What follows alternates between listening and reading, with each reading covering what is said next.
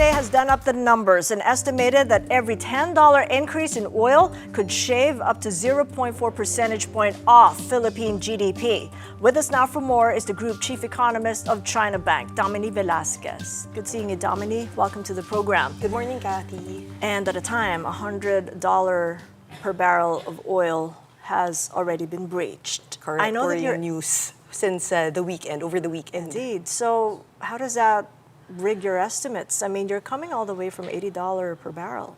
Correct. Actually, earlier part of the year, we were coming from around $68 per barrel, right? But, it could be short-lived. Hopefully, we want it short-lived, right? This $110 or $100 per barrel. Our estimate, we assumed that $80 per barrel for the rest of the year. So that's, I guess that's an assumption. Most analysts are expecting the war to be maybe 4 to 6 weeks, hopefully. So that's sort of just a scenario that we're putting out. Right, and that also concerns the transmission mechanism. I wanted to pull up the chart you prepared for us here because your baseline's 70. Yep. But now we're working on 100, and that really has a big impact on GDP. My introduction said 0.4 percentage point, but we're way off that. We're at 1.2% minus for GDP. Yes. So how do we work that out in the transmission mechanism to the sectors most impacted because they're energy intensive? Correct. So just to maybe give a background, so our forecast is around 4.9% GDP growth for the year. So a little bit slower in the first half of the year and then a pickup in the second half of the year. However, this one is assuming a sustained 100, the 1.2 percentage points is a sustained 100 until end of the year. As mentioned, hopefully it does not end up into that. I guess if we look at GDP, there are two channels that we can identify. So first is the household consumption. So as oil prices rise, people have less disposable income for essentials, for non-essentials. So you remember in the fourth quarter of last year, household consumption fell to less than 4%. So we might see pressure on that. And then the second channel is what you mentioned. It goes to productive sectors. So prices of other goods also increase with the sustained increase in oil prices. And where does the peso come in? Because as we were coming to the show, we reported that the peso has opened at one of its weakest in history. And if we pull that up, we're looking at 59.25 at the open from a previous close of 59. Yes, if correct. we breach 59.45, that will be the weakest in history. So what impact would that have on the transmission to the consumers, to the economy and industry? That's correct. A weaker peso per se does not, it's really just a price from supply and demand, right? But a weaker peso, because we import a lot of goods. So, for example, oil. We import most of our oil needs. So it increases our import, it reduces our, it increases our current account deficit and puts another pressure on the peso.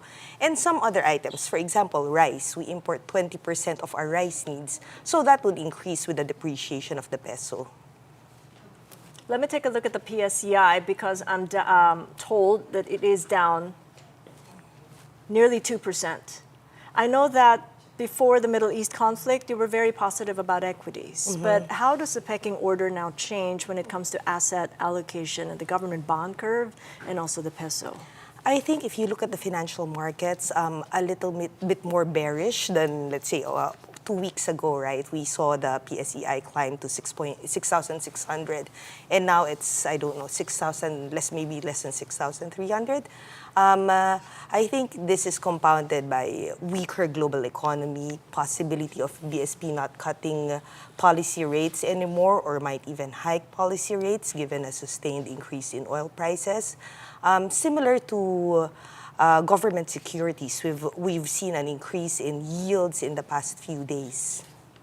Well, let's take a look at the BSP's internal modeling because they came up with the scenario building on inflation. Really interesting because they baselined at 3.6%. If we could pull that up, we're well beyond it already with oil at 80, 90, or even 100. Let's take a look at the second graph because it's more definitive from the Bangko Sentral. It really says here that if it's $100 a barrel, inflation's going to be at 4.6. So this year and 4.7 next year, well beyond the BSP's inflation target range. Correct. So they came up with this projection. They released this during the February monetary policy meeting. So Dubai oil was then around $68 per barrel. So this one assumes, as mentioned, maybe March to December. So let's say $110 per barrel from March to December on average. We're not at that level right now, right? We're at that one day at $110 per barrel. So 4.8% is sort of an extreme scenario. An inflation overshoot. Yeah. How possible is that, and how extreme might that be? Well, not so likely. So now they're at 3.6%, similar to ours in Chinabank.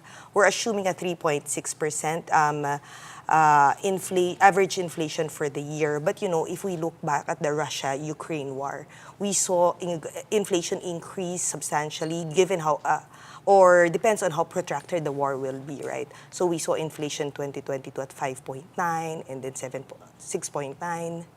In 2023. All right, so that's the monetary policy lever. Let's talk about fiscal, Sure. because this is what we've been waiting for, the catch-up spending, and that's now been derailed, if you will, by the Mideast conflict with oil hitting over 100.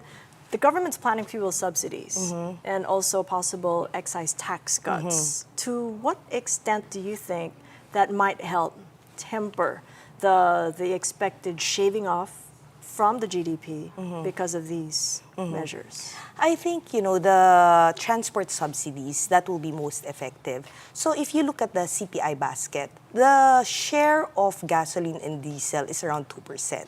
The share of road transport is around 4.5%. That's your cost in riding the jeepney, the tricycle. So that's a larger cost.